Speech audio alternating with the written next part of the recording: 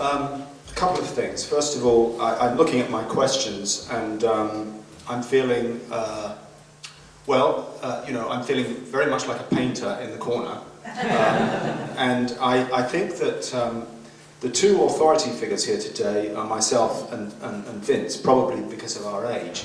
And I'm feeling terribly authoritarian and actually quite modernist. And I think every bit of postmodernism I've ever had has just been flown off in the last 10 minutes. And everything now is a grand narrative to me. And I just want to start off by saying that, as a young person, when I was 18, I read Dialogues with Marcel Duchamp. And I recommend that book. It touched me. I thought it was very erudite. I thought it was very casual in its disdain for the romanticism of an artist's life.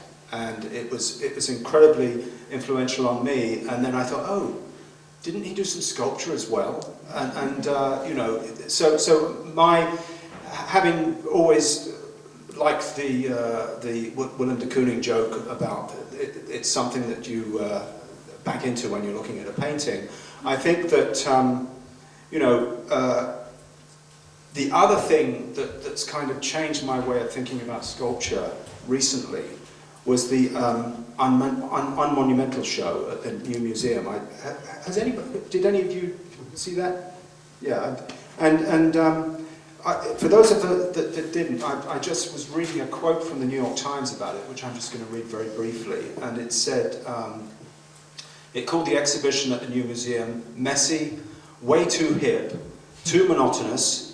It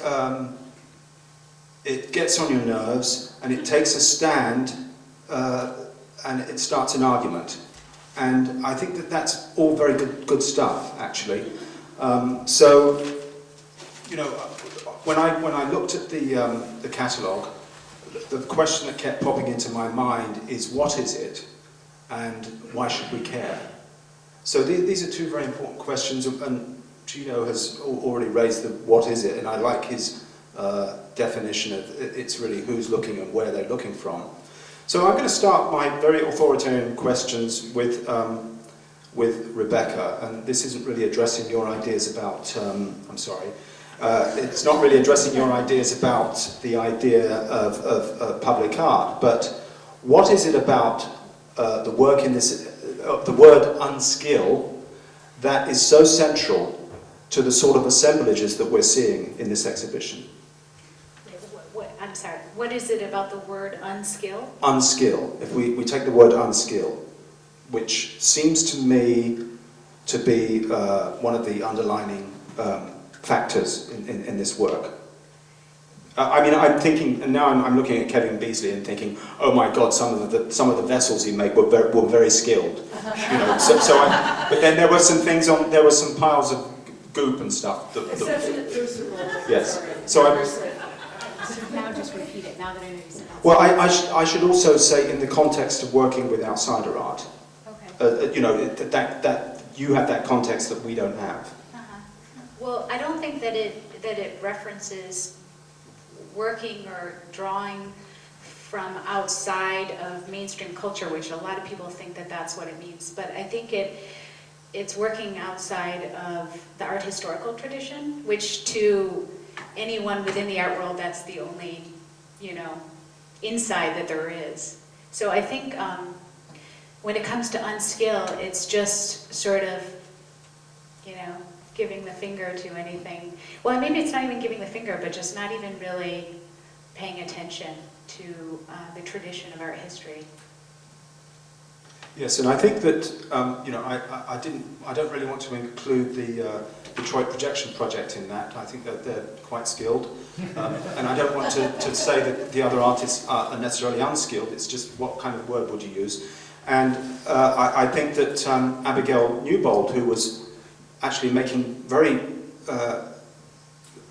nicely cut tiles when the exhibition opened, she rushed over from Cranbrook, and she was being highly skilled. Continuing with this idea of unskilled, and I'm going to relate this to you, Chido.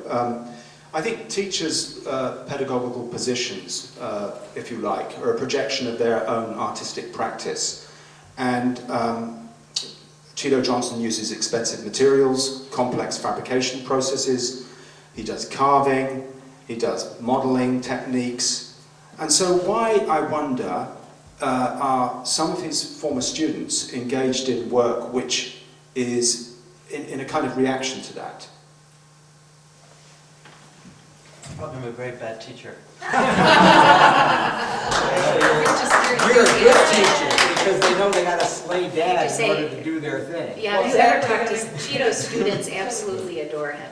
I mean, the enthusiasm. Well, I think, okay, now to be serious about the responses, I think first of all, I think any pride of any teacher is the fact that students don't look like their work. Yeah. I mean, it's trying our best, and oh my God, we're extremely biased no matter what. I know I'm biased, and it's constantly trying to I mean, being a smoker was so helpful. I could stop and revisit in a meditational approach. Now I have to, chewing gum, it's not working the same way.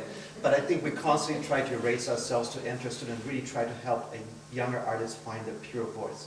But I'm going to answer that actually in responding kind of your previous question, Rebecca, which is, I personally don't find it outside or anything. I think, okay, we have academia is the only space that has defined different sections. I think it's ironic that we're still in the 19th century a model of thinking, a model of going to the Bauhaus in terms of 2D, 3D. I mean, there's been virtual reality, virtual and real definitions as a comparison to 2D, 3D, 4D approaches, but nothing has taken over the Bauhaus. I mean, we're still stuck in this Western-specific continental approach to thinking of art. When, if I look at a charcoal drawing with a pencil mark on it, could we say that unsecured gesture on that is not good craftsmanship? Could a material that is randomly thrown on the ground be not the same as a gesture? Is a blank piece of paper similar as a white cube, or is they random? I mean, it's like this. It's kind of ironic that we still look in a gaze, where I don't find any installation not going back the same as a cave painting to a temple. And it's actually more European than it is even American, because America has a much more grassroots tradition than Europe does when it comes to the academy and art in the academy. Yeah. And I think that's where I think can be kind of, yeah. Did I answer that question? I think that's lovely. Really, really good. Thank you.